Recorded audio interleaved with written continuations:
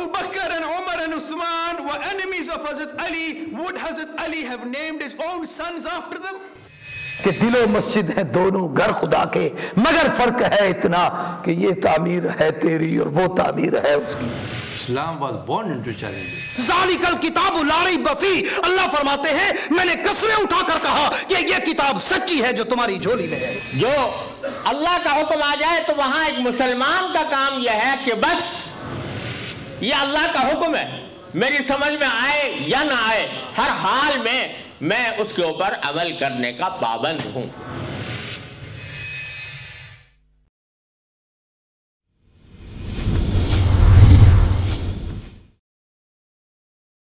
نحمده ونصلي على رسوله الكريم اما بعد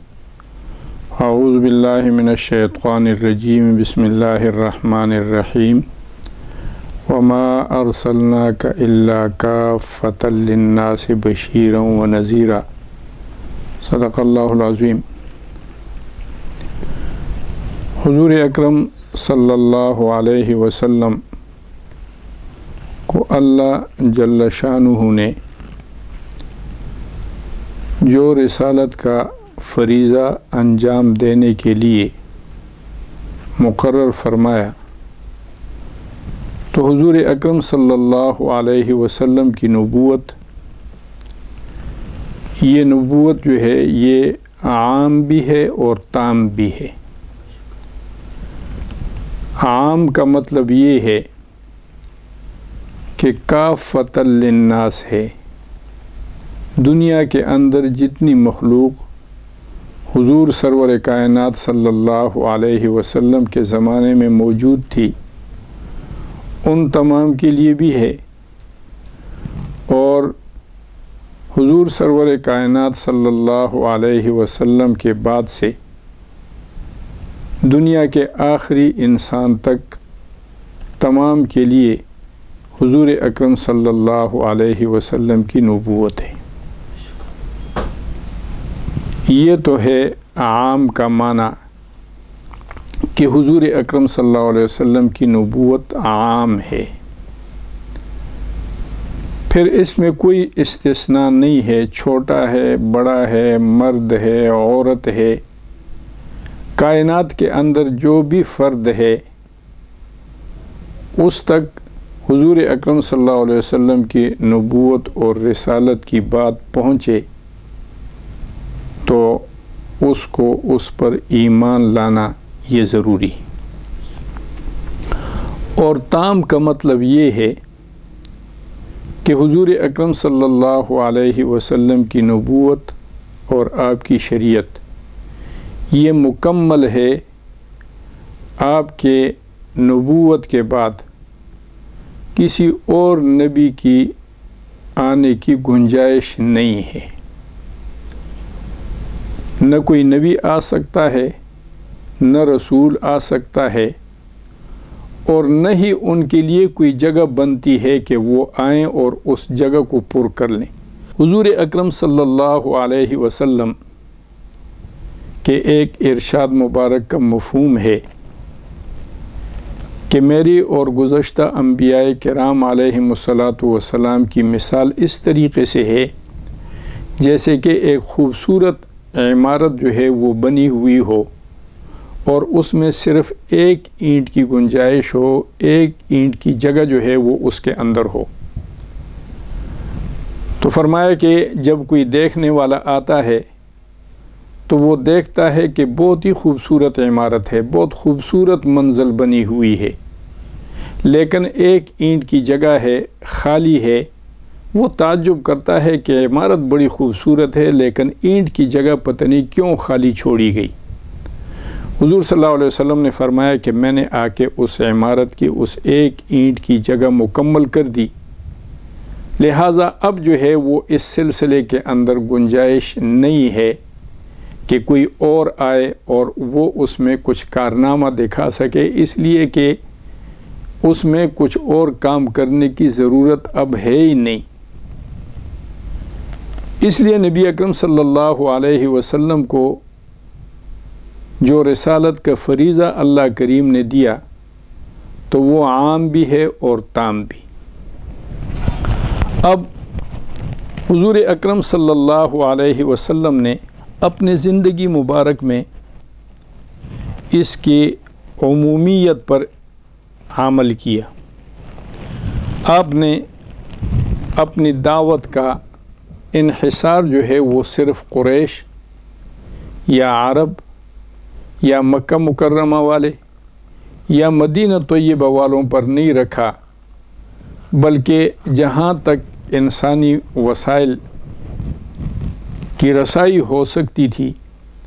نبی اکرم صلی اللہ علیہ وسلم نے وہاں تک اپنی آواز اپنے شاگردوں صحابہ کرام رضوان اللہ علیہم اجمعین کے ذریعے بھی اور خط و کتابت کے ذریعے سے بھی آپ نے جو ہے وہ اپنی آواز پہنچائی. اور پھر حجۃ الوداع کے خطبے میں وہاں جتنے صحابہ کرام موجود تھے تو ان سے آپ نے یہ ارشاد فرمایا کہ تم میں جو لوگ یہاں پر موجود ہیں وہ میرے ان احکامات کو ان لوگوں تک پہنچا دیں جو بعد میں آنے والے ہیں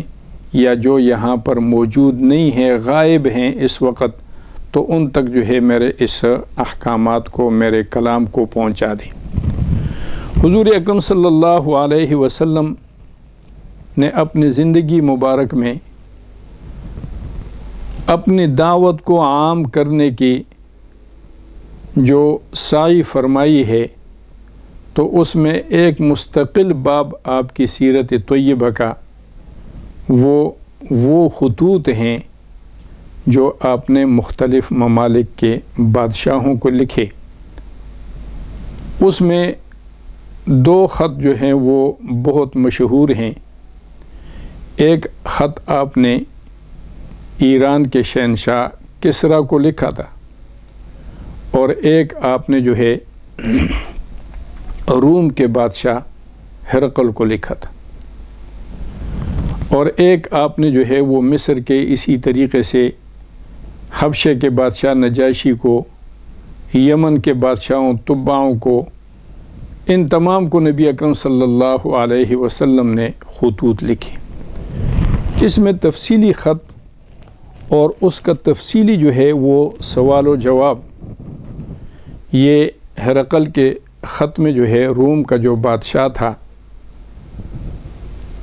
اس کے خط میں جو ہے وہ ملتا ہے. اس خط لکھنے کا پس منظر یہ ہوا کہ جب حضور اکرم صلی اللہ علیہ وسلم مدینہ طیبہ سے سن 6 ہجری میں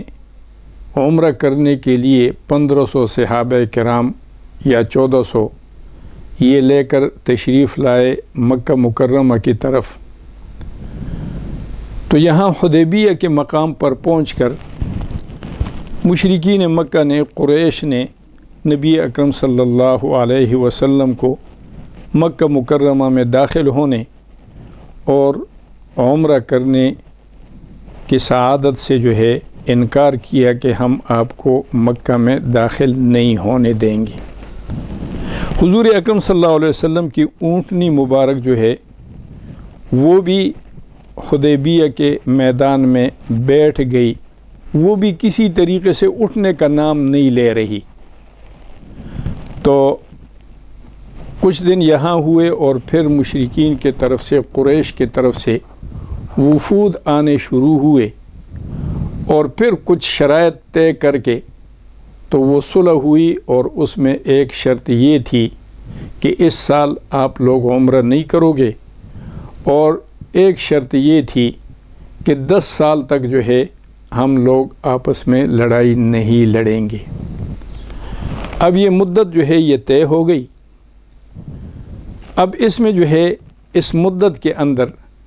فریقین کو جو ہے وہ سکون ہو گیا.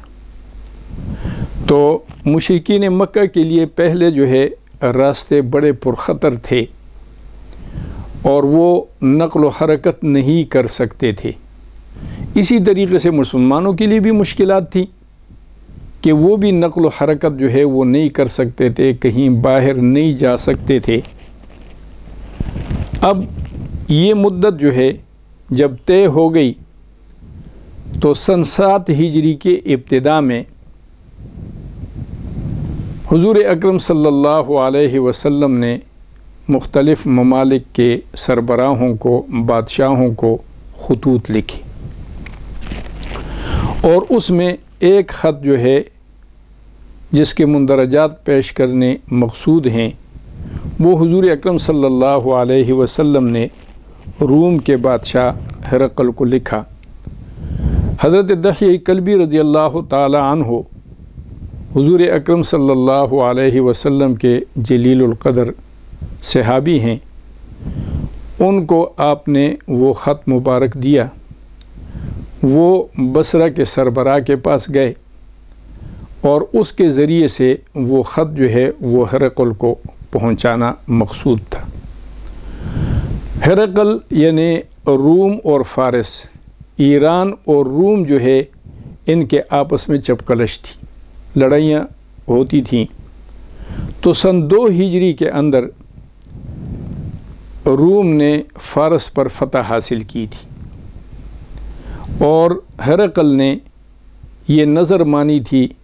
کہ جب ان پر مکمل فتح ہمیں حاصل ہوگی تو میں قسطنطنیہ سے بیت المقدس تک کا پیدل سفر جو ہے وہ کروں گا وہاں کے زیارت کے لیے، چونکہ یہ عیسائیوں کے مقدس مقامات میں سے ہے، مسلمانوں کے بھی مقدس مقام ہے۔ تو وہ اپنے اس نظر پوری کرنے کے لیے آیا ہوا تھا بیت المقدس۔ ادھر سے حضرت دحیہ کلبی رضی اللہ تعالی عنہ یہ بصرہ پہنچے، اور بصرہ کے والی نے ان کو کہا کہ وہ ان دنوں کے اندر جو ہے یہ بیت المقدس میں موجود ہے، تو آپ وہاں جا کر ان کو یہ خط دے دیں۔ اب یہ جو 2 ہجری میں فتح ہوئی تھی اور وہ 7 میں آیا، تو اس کی وجہ یہ تھی کہ فتح جو ہے وہ تو سن 2 ہجری میں روم کو ہو گئی تھی، لیکن یہ ہے کہ پھر بھی چپقلش استحکام ابھی تک نہیں تھا۔ تو جب ان کو مکمل امن ہو گیا تو وہ اپنے اس نظر کو پوری کرنے کے لیے آئے۔ تو حضرت دحیہ کلبی رضی اللہ تعالی عنہ نے یہاں آ کر وہ خط ان کو دیا۔ اس خط کے اوپر مختصر سے مندرجات درج تھے، اور اس سے ان کو اندازہ ہو گیا کہ عربی زبان کا خط ہے اور ملک عرب سے جو ہے یہ خط آیا ہے۔ ادھر ہرقل نے ایک خواب دیکھا تھا، اور وہ علم نجوم کا بھی ماہر تھا۔ تو خواب اس نے دیکھا کہ اب اس دنیا کے اندر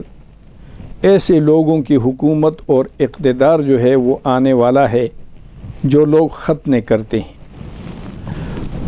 تو اس نے اپنے جو ہے وہ وزراء سے پوچھا کہ یہاں ہمارے اس دنیا کے اندر ختنے کون کرواتے ہیں؟ تو انہوں نے کہا کہ جی یہودی لوگ جو ہے وہ ختنے کرواتے ہیں۔ اس نے کہا کہ میں نے ایسے خواب دیکھا ہے۔ تو انہوں نے کہا کہ جی یہودی ہے کتنے؟ اگر وہ ہیں تو ان سے خوف زدہ ہونے کی ضرورت نہیں ہے، لیکن یہ ہے کہ آپ اپنے ماتحت تمام ریاستوں کو اگر حکم بھیج دیں تو ایک دن میں تمام یہودیوں کو پکڑ کے ختم کیا جا سکتا ہے، یہ کوئی اہم مسئلہ نہیں ہے۔ اتنے میں یہ خط پہنچا، اور جب ان کو اندازہ ہوا کہ یہ عرب سے آیا ہے تو حضرت دحیہ کلبی رضی اللہ تعالی عنہ سے انہوں نے پوچھوایا کہ بھئی آیا ان کے ختنے ہوئے ہیں اور یا یہ ہے کہ عرب لوگ جو ہے وہ ختنے کرواتے ہیں؟ جب انہوں نے کہا کہ ہاں وہ کرواتے ہیں تو اس نے سمجھا کہ اس سے یہودی مراد نہیں ہے بلکہ عرب مراد ہے۔ اب وہ خط جو ہے چونکہ ان کو عربی زبان نہیں آتی تھی، تو دحیہ کلبی نے اس نے ہرقل نے جو ہے لوگوں کو کہا کہ دیکھو کہ یہاں عرب کا اگر کوئی وفد جو ہے وہ آیا ہوا ہے تو اس وفد کو جو ہے وہ میرے پاس لایا جائے تاکہ میں ان سے اس سلسلے میں معلومات حاصل کر لوں۔ اب حضرت ابو سفیان رضی اللہ تعالیٰ عنہ اس وقت وہ مسلمان نہیں تھے، تو وہ وفد لے کے گئے تھے قریش کا، تو تقریباً 40 آدمیوں پر یہ وفد مشتمل تھا، تجارتی وفد تھا۔ تو ان کو جو ہے وہ بلوایا گیا کہ حضور اکرم صلی اللہ علیہ وسلم کی تمام معلومات جو ہے وہ ان سے حاصل کی جائیں۔ جب یہ وفد بازار میں تھا، اس کو ہرقل کے دربار میں لے گئے، تو ہرقل نے جو ہے پورے وفد سے پوچھا ترجمان کے ذریعے سے کہ ان سے پوچھو کہ ان میں سب سے قریب آدمی نسب کے اعتبار سے کون ہے، یعنی وہ صاحب جو نبوت کے مدعی ہیں ان کا ان میں جو ہے وہ رشتہ داری کے لحاظ سے قریب ترین آدمی کون ہے۔ تو حضرت ابو سفیان کے علاوہ جو ہے کوئی آدمی حضور اکرم صلی اللہ علیہ وسلم کے ساتھ نسبی قرابت میں زیادہ قریب نہیں تھا۔ تو اس نے جو ہے وہ حضرت ابو سفیان کو آگے جو ہے وہ بٹھایا، اور ان کے جتنے رفقا تھے پورے وفد کے افراد ان کو اس کے پیچھے کھڑا کر دیے، اور ان کو کہا کہ ان کو یہ کہو کہ میں اس آدمی سے اس آدمی کے بارے میں پوچھنا چاہتا ہوں، یعنی ابو سفیان سے نبی اکرم صلی اللہ علیہ وسلم کے بارے میں پوچھنا چاہتا ہوں۔ فَإِن كَذَّبَنِي فَكَذِّبُوهُ، اگر یہ کوئی بات جھوٹی کہے، غلط بات ان کی طرف منسوب کرے، تو تم فوری طور پر اس کی تکذیب کر دینا کہ یہ جھوٹ بول رہا ہے۔ حضرت ابو سفیان کہتے ہیں کہ اللہ کی قسم اگر مجھے اس بات کا خوف نہ ہوتا، یہ حیا اور شرم مجھے نہ ہوتی کہ میرے بارے میں یہ بات مشہور ہو جائے گی کہ یہ آدمی جھوٹ بول رہا ہے، تو اگر یہ خوف نہ ہوتا تو میں ضرور حضور اکرم صلی اللہ علیہ وسلم کے بارے میں کچھ جھوٹ بولتا، لیکن چونکہ پورا وفد تھا اور دوسرا اس بات سے حیا آ رہی تھی کہ لوگ مجھے جھوٹا کہیں، تو جتنی بھی بات تھی وہ بات میں نے سچی سچی کہی۔ اس میں ایک بات جو ہے انہوں نے یہ پوچھی کہ پہلی بات جو ہرقل نے حضرت ابو سفیان سے پوچھی، وہ پوچھی کیف نسبہ فیکم، کہ جنہوں نے نبوت کا دعویٰ کیا ہے ان کا نسب جو ہے نسبی اعتبار سے وہ کیسے ہیں۔ تو ابو سفیان نے آگے سے جواب دیا، کہتے ہیں قلت هو فینا ذو نسب، وہ ہم میں بلند نسب والا ہے، عالی نسب رکھتا ہے، اور نسبی اعتبار سے پوری دنیا کے اندر حضور اکرم صلی اللہ علیہ وسلم کے نسب کے ہم پلہ کوئی نسب نہیں ہے۔ حضور اکرم صلی اللہ علیہ وسلم کے ایک ارشاد مبارک کا مفہوم ہے کہ اللہ کریم نے پوری دنیا کے اندر جو ہے وہ عرب کو سب سے زیادہ فضیلت دی، ان کو چنا، پھر عرب میں سے جو ہے وہ بنو کنانہ، پھر ان میں سے جو ہے وہ بنو ہاشم، اور بنو ہاشم میں سے پھر مجھے، یعنی پوری دنیا کے اندر جو ہے فضیلت پہلے عرب کی ہے، پھر حضور صلی اللہ علیہ وسلم کے سلسلے نسب کی، اور اس میں پھر تمام سے سب سے زیادہ جو ہے وہ فضیلت حضور اکرم صلی اللہ علیہ وسلم کی ہے۔ تو کہتے ہیں میں نے اس کا جواب دیا کہ وہ فینا ذو نسب، کہ وہ ہم میں بڑے نسب والے ہیں۔ دوسرا سوال اس نے یہ کیا کہ حل قال ھذا القول منکم احد قط قبلہ، کہ یہ جنہوں نے نبوت کا دعویٰ کیا ہے تو تمہارے ہاں، تمہارے ملک کے اندر، تمہارے علاقے کے اندر، تمہارے خاندان کے اندر، تمہارے نسبداروں میں کسی آدمی نے اس قسم کا کوئی دعویٰ اس سے پہلے کیا ہے یا کہ نہیں؟ تو حضرت عیسیٰ علیہ الصلوۃ والسلام کے بعد ایک تو یہ ہے کہ نبی کوئی نہیں آئے،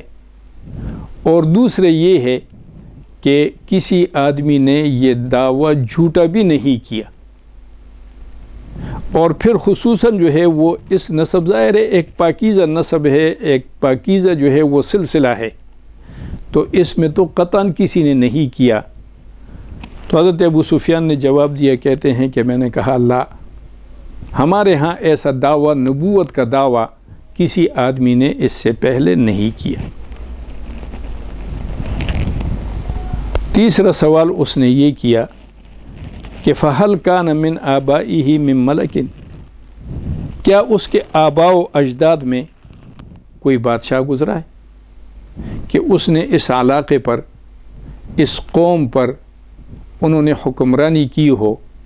وہ حکمران رہے ہوں ان کے آباء و اجداد میں سے کوئی؟ تو فرماتے ہیں کہ میں نے جواب دیا قلت لا، کہ ان کے آباء و اجداد میں کوئی بادشاہ، کوئی حکمران جو ہے وہ نہیں رہا۔ اگلا سوال جو ہے انہوں نے یہ کیا فَأَشْرَافُ النَّاسِ يَتَّبِعُونَهُ أَمْ ضُعَفَاؤُهُمْ، کہ اچھا یہ بتاؤ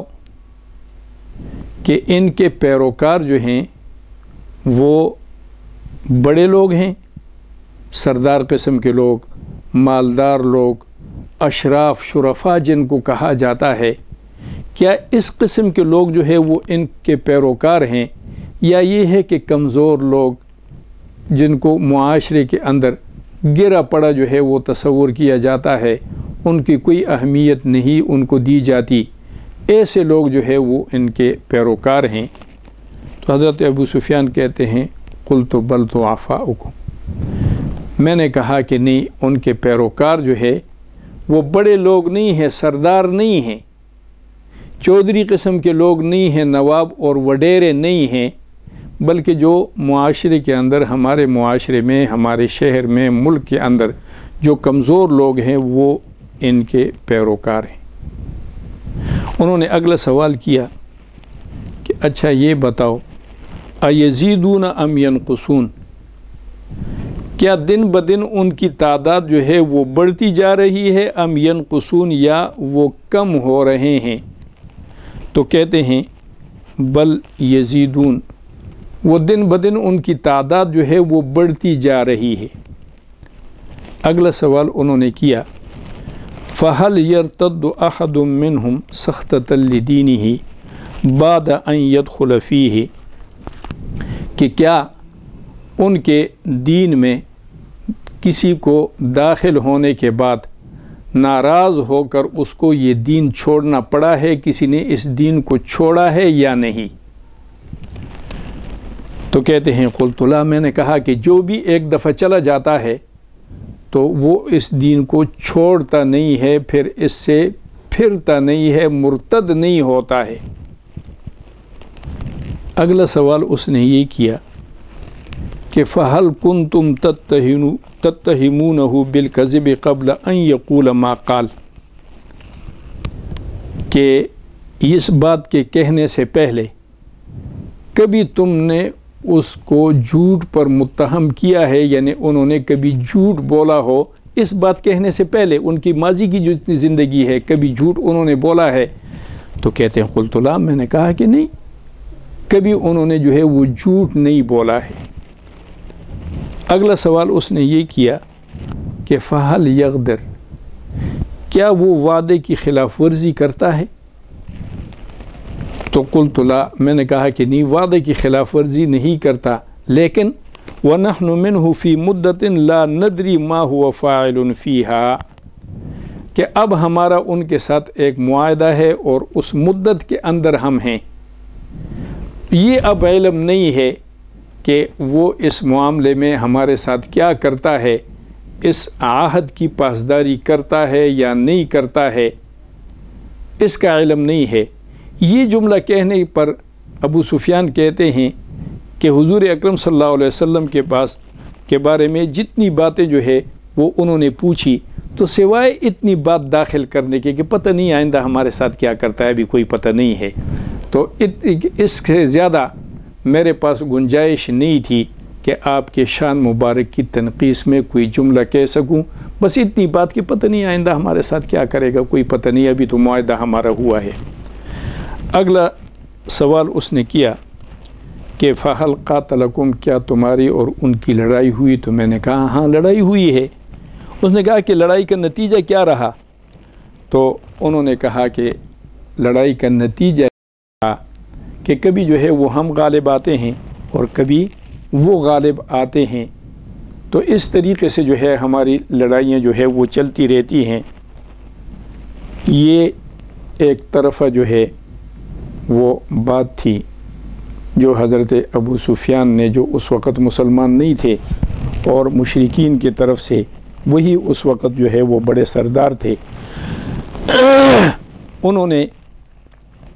ہرقل کے دربار میں حضور اکرم صلی اللہ علیہ وسلم کی شان مبارک میں یہ باتیں کہیں۔ اقول قولی ھذا واستغفر اللہ لی ولکم ولسائر المسلمین۔